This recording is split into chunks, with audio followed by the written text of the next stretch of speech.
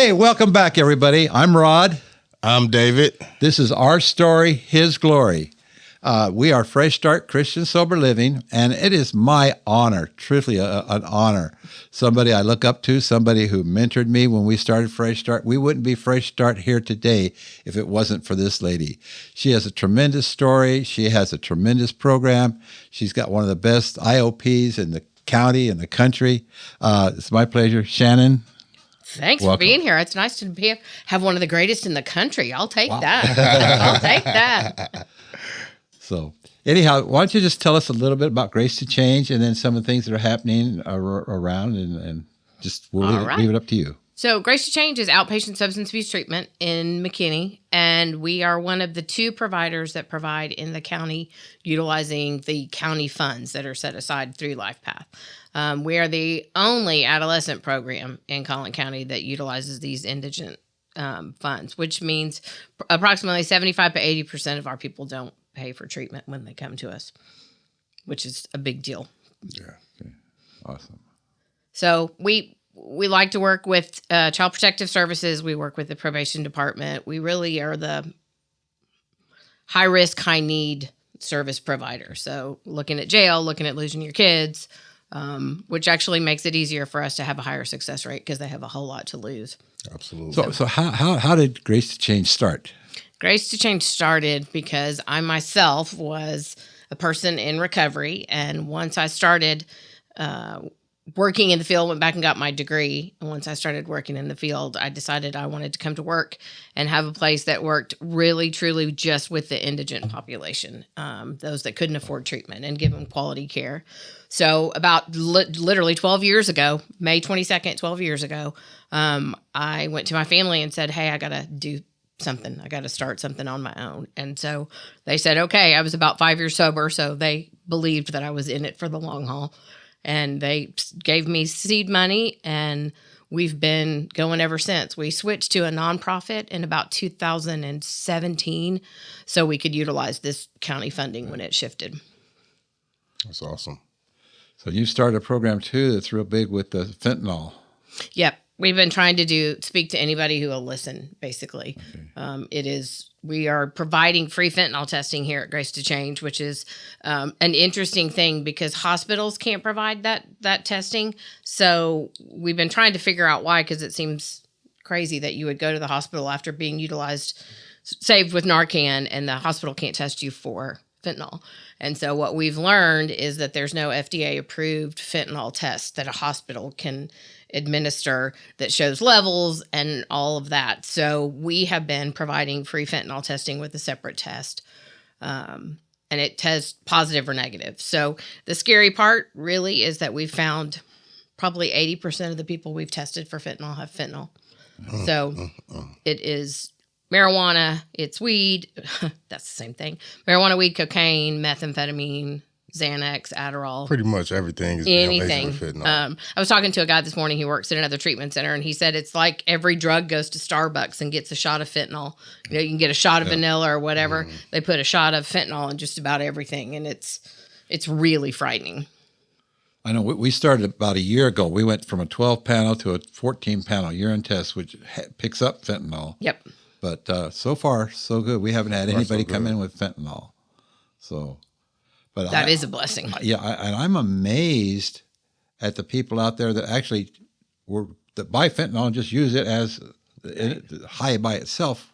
Yeah, just actually addicted to the fentanyl itself. Right. Yeah, there was a test strip that used to be legal that you could get a pill, scrape off a little of it, dip the test strip in it, and see if it was fentanyl. And that became illegal because in Texas they decided that was drug paraphernalia. Oh. So we're on the brink of bringing it back. But I think what happened in that time frame was people actually got addicted to it. So they took it in small doses in whatever drug they were getting, and then they became addicted. And so we had a young couple come in the other day, and they got manufacturing and delivery because they had 50 pills in their pocket, in their possession when they got arrested. And the guy said, I wasn't selling them. That was my wife and I's drug for the day. So addiction to it is really high.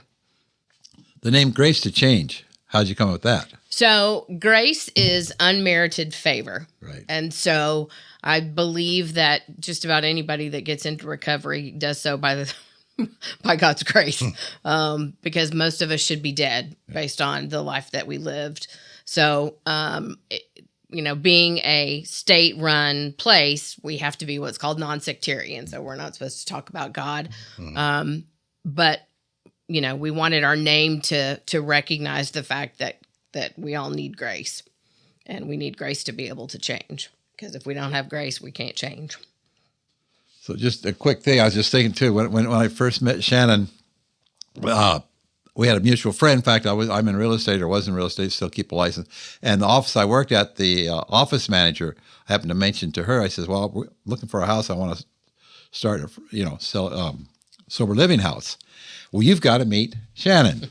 And she was one of your clients who had been with you. And I guess she's got a license now working for another real estate company. Nice. Good for her. Yeah, so I'm happy Good for her. for her. So anyhow, we met, and Shannon just kind of coached us and gave us ideas and thoughts. And how Let's be real. I begged you to start in McKinney. I begged you to start in McKinney because we did not have any in McKinney. And she says, get close to my office. And I'll give you. And we did. We got close to the back door. But she gave us our first 5 members. And we had our growing years, which we had some ups and downs until we finally put it together. And there's no science to any of these things, but where we had problems before, we've ironed those out. I think we've got a pretty strong program. But any type of problem, Shannon's the go-to. That's right. Shannon is the go-to person. And usually I can help because I've made the mistake. Yeah. So But what a blessing you've been in that. So, in fact, we film at our podcast in one of her office spaces at her. Can I say that? yeah. Okay. I don't want to get you in trouble. No. That's Grace to Change has always kind of wanted to be a hub. So, with the exception of AA and NA meetings, which people have tried to get us to do here, we try to allow anybody that wants to do anything that benefits McKinney or people in recovery. We want to let them utilize our space because it's rare that we have a large room that can hold 50 people. Yeah. So we certainly don't mind sharing this little room. And so I noticed you have 2 nights a week that you meet? 3. 3 nights a week? Monday, Tuesday, and Thursday. That's what our IOP is. My wife and I did come one time when we first got started, and it was amazing. I mean, it was amazing. And you full house in there. And so are all 3 nights the same, or? They are. So there's kind of a pattern to it. Mondays are relapse prevention type stories, recovery protection, that kind of stuff. Then Tuesday nights, we usually do some sort of communication, anger management, some sort of educational skill. And then Thursday night, we usually try to do family issues. Okay. So we invite families to come on Thursday. I can remember one moment when I first met you and you invited me to Grace to Change. And I was in such a bad headspace at that time. And I was stuck in a shell and I wouldn't open up to anyone. And I never have. But you was able to break me out of that shell. And I shared some things with you, some of my deepest, darkest secrets. And it was so empowering. I mean, you really just opened up my mind and my heart. You was the beginning of me peeling the layers of my onion back. What a compliment. Thank you for that. I think the thing that we love is, and this table and Chad back there represent the accepting place that people in recovery come to. You know, there's a very big delineation between what we do when we're active in our addiction and what we do as human beings, and being able to separate that for people like you. There were some things that happened in your addiction that weren't who your core was. So it was easy for me to just go, well, that was you when you were acting a fool. That's and right. This is you over here. That's right. And so I think we try really hard to, in a non-judgmental way, get people. And if I'm being honest, I tell people, show up to me, ask first. I want the worst parts of you first, because I don't care. Whatever you did is what you did. And then you don't have to worry if we figure it out. That's right. Because you've already told us. It was exactly that. It was non-judgmental. It was no condemnation. I was like, man, this woman is powerful. And she didn't charge me a dime for it either. Hey, don't tell people that. That's how my reputation gets ruined. No, that is my reputation. I don't, because I think to whom much is given, much is expected. Yeah. And so when you get this recovery, you're living it right now. When you get this recovery, you can't wait to give it to other people. That's and right. you get outside your body doing things you never thought were possible. Absolutely. And then we talked about the blessings you give me. You gave me David. You sent David to me. David's a young man that sat across from me for about the first month on our weekly meetings with his hat on, just staring at me. And, I guess trying to figure me out. Right. You opened him up a little bit. And then, move forward. David was like an assistant manager. Then you just grabbed the bull by the horns.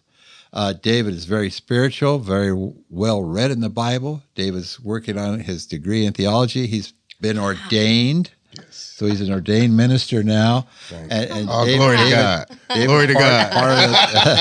Part of the nonprofit. I mean, David is awesome. David's one of a kind. He's probably the best house leader ever.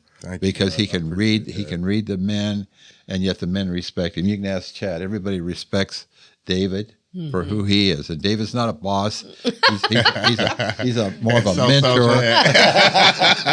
Can we flip the camera around real quick?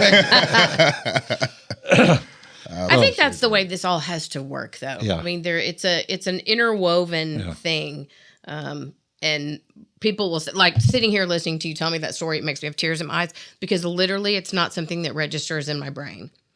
I had a therapist who I absolutely loved, saved my life. And she was telling me about that. She went to AA and this guy saved her life because he took her to lunch. And so I walk into the AA meeting, probably 6 months sober, and go up to the guy that has 30 years. And I was like, oh, you remember my counselor, Carolyn. And he goes, what? I was like, you took her to lunch, you saved her life, you did all that. And he was like, oh, I just did what I do every day. I'm grateful that she was helpful, that she helped. And at the time, I was like, you were so impactful in this person's life. How do you not remember every detail of her story? Now I get it. Right. Because when you just do the next right thing every day, right. We don't know how we don't know how. You never know how many lives you actually touched. And, God definitely used you as a vessel. Believe that, because, when I first came here, I just felt loved. I just felt, I could open up to you. I have never opened up to nobody the way I opened up to you that moment we spoke. And then you told me, come see me every week. I need you here, period. You're going to come see me every week. And I think what happens is it becomes, I know addiction is a terrible word, but it becomes such a fulfilling part of your life that you just don't want enough. People always say, aren't you tired of it? You've done it. I mean, I've been doing this for 15 years and every day something new happens. It says, okay, I got to work harder. I got to do more. I got to stay in touch and stay in front of people. And so again, it's like oxygen. And this fentanyl crisis has certainly created that for me. Yeah, we've been to too many memorials and funerals lately. We don't like. I tell you what'll get you is the one that we went to for the 16-year-old, and everybody there was probably 18 or under, and all were sobbing, crying, and we would love to think that was the end for all those people. That every time they walked up and looked at him in the casket, they said, "Okay, I'm never doing drugs again. Right. I see what's happening to you," and no, that wasn't the case. But it'll shake you to your core. And I think the hardest thing for you and for all of us that do any type of recovery type is if they don't want it. We sit there sometimes I know sometimes I go home at night and I pray and I'm thinking, what else can I do? But if they've got to want to get themselves clean. Well, they got to want the help. They have to be willing. Yeah, is what I think. And because I just took a kid to rehab on Thursday morning, and I tell you, it's a moving experience. I posted on Facebook. The beginning is so hard and so beautiful at the same time. And did he want to go? He absolutely didn't want to go. But he had been working with us for 9 years, and he knew that if I was saying this was the right thing to do, that he could trust that. And so he wasn't willing to go. He wasn't wanting the help. But I think once you get people there, the disease has changed so much that people are so sick when they're active in their addiction that they can't make good decisions for themselves. And so his mom and I were talking because somebody had done an intervention on him, and they did the whole, if you don't go right now where we're telling you have to go, you're done, and how that alienated him. And he chose homelessness over that for a little bit. And my new thing is when people give up on people and addicts give up on themselves. It's almost instinctual. Yeah, I think about it that way too. But yeah, it's so hard. We got to keep trying, but then sometimes you want to beat So many times I want to slap somebody behind the head, knock it out, but you can't. But, I posted a thing to my group, my office staff, and I said, we need to have a dodgeball game every week here because some of our clients need to just be hit in the face with a ball. So we don't actually do it, but in theory, it's a good idea. But you're right. I think it's they have to be willing, or they have to have a belief in something bigger than themselves. And I think that's one thing we have found at Fresh Start is we don't push religion, it's relationship, and we don't hammer them or put them down. We just tell them what God's done in our lives. We use some material from, I tell everybody, from Rick Warren, from Saddleback, which is great stuff from Celebrate Recovery, Purpose Driven Life, Life's Healing Choices. And he is just, his stuff is great, and we've seen it touch lives. We've seen we can't push people anything. You take them in the water, you can't make them drink. Your philosophy is the same as ours. It takes what it takes. Yeah. And so when people you don't have a sober living home that says you're going to do this for 3 months and then you're on your own. Yeah. You say you can stay as long as you're willing to stay. Yeah. And I think that with free aftercare for us, which is not another smart business decision, but it makes a difference. After 12 years, we've still got people 10 years that we've been working with that are coming back for help. And this may be the time. And we're so blessed to still be here doing it. That's true. And I when we came up here from Austin, and I was exposed to sober houses from Celebrate Recovery with men coming out of them. And every one of those houses in Austin were 90 days. And you're out, and they're not ready. And we've got guys with us 2 and 3 years. We've had guys with us for a year, think they can make it, go out.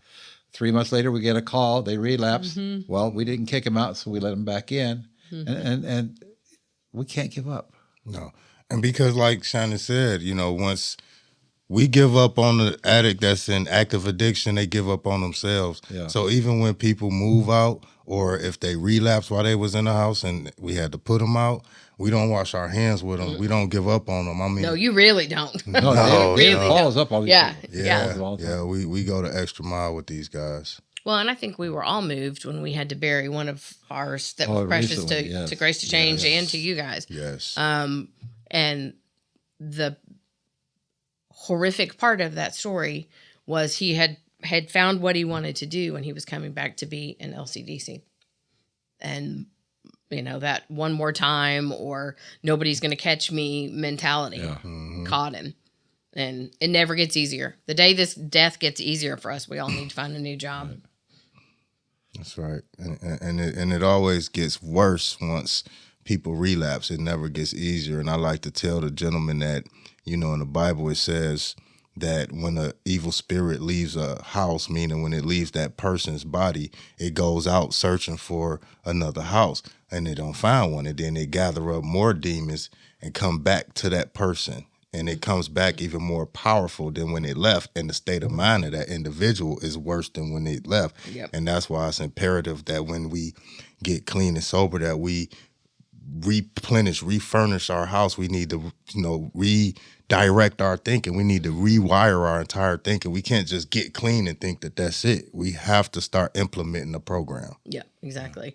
And the 90-day, when you have 90 days, for someone new in recovery, your brain's not even firing right after 90 days. Exactly. But then 30 days in, you keep thinking, okay, I got 60 more days. What am I going to do then? So you shift to a new problem, which then creates that extra burden of stress, which then leads you back to relapse. And it's a vicious, vicious cycle. I was doing Celebrate Recovery in Travis County Correctional Center for a couple of years.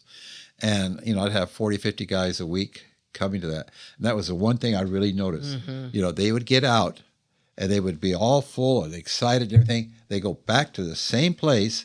Oh, I'm going to change them. And you're not changed yet yourself. And it was a revolving door. And I would have, 80% of the guys I'd talk to. Yeah, well, I went back there. I thought I could help. But no, boom, just back and forth. Well, that's why I wanted to start the tiny house program some years ago, because I was in the jail and I could offer free treatment to them. I could get them the help they needed, but they were back in the same environment. And so they needed that prep. But unfortunately, we didn't get that going. NIMBY is powerful. Yeah. So what do you got on the horizon? I'm actually excited / nervous. Okay. On the 22nd, I'm doing a CEU CLE for law enforcement. Okay. Out of Allen. They're doing a whole program in Allen. So it's a bunch of law enforcement people, and I'm supposed to talk about adolescence and drugs. Wow. So it will be interesting. It's funny. I don't do anything wrong anymore, but standing up in front of a room full of police. You get nervous. I'll drive very slow to the parking lot, use all my blinkers, but I'm excited about that because I think it's important that everybody works together. Right. You know, in the addiction field, in the homeless population, and all that, we tend to want to silo. And nothing really gets changed until we all get on the same page and start working together. So I'm excited, truthfully, to see what they tell me. You know, we kind of have 10 things that we tell people: don't run from police, don't talk back, you know, those whatever. But I'm curious what their perspective is on what we can do with kids to make them better citizens.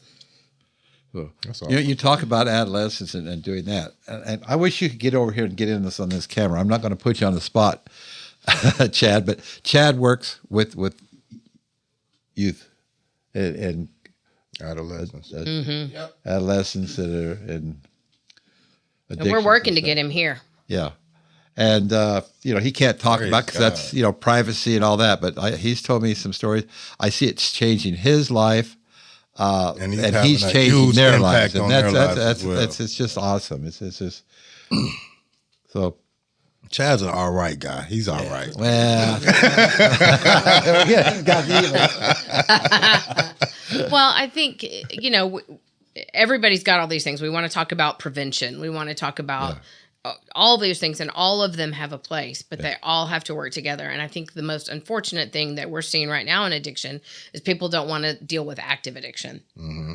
You know, there's lots of money for prevention. Yeah. There's lots of money for if you're incredibly wealthy and you have insurance and you can go to fancy places. You know, I don't think people realize it costs $50,000 to get 30 days of inpatient treatment help in most places. Yeah.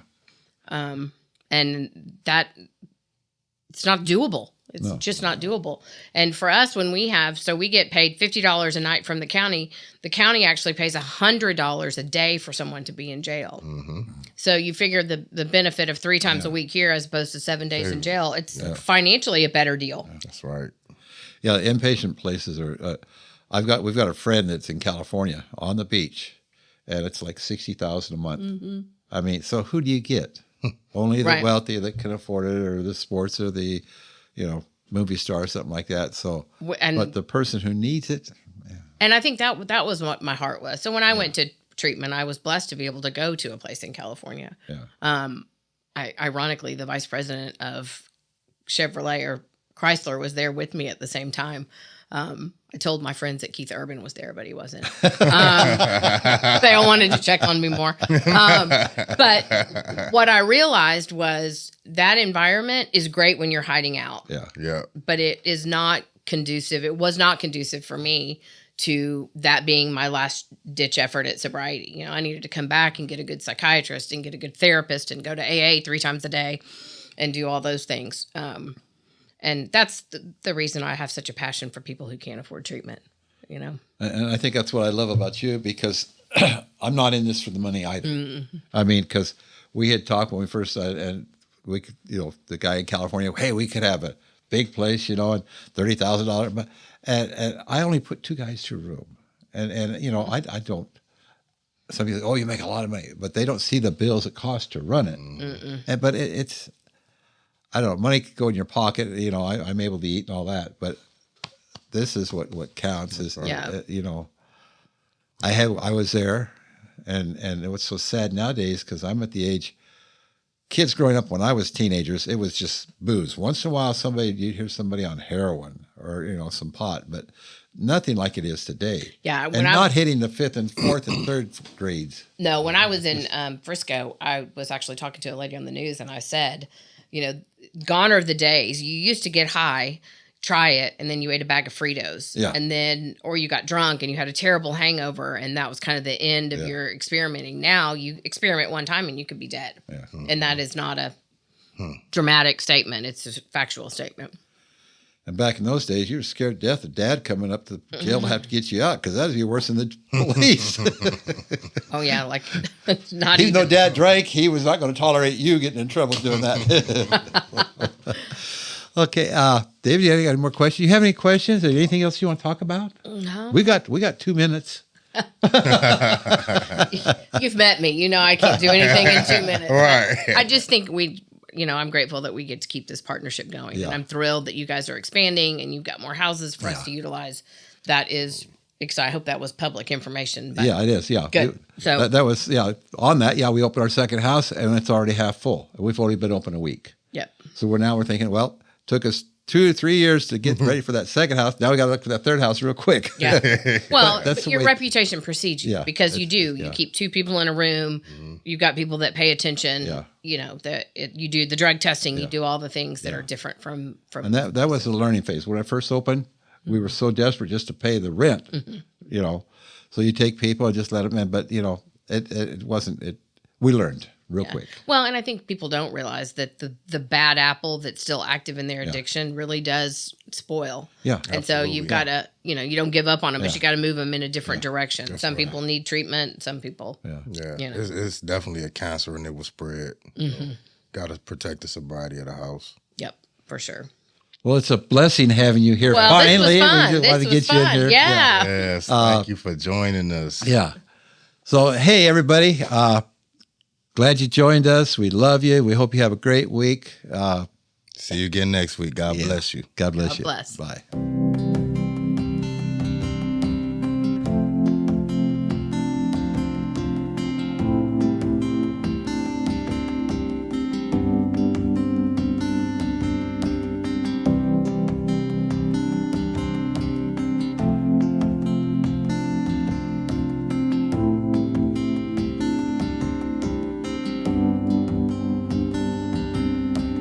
I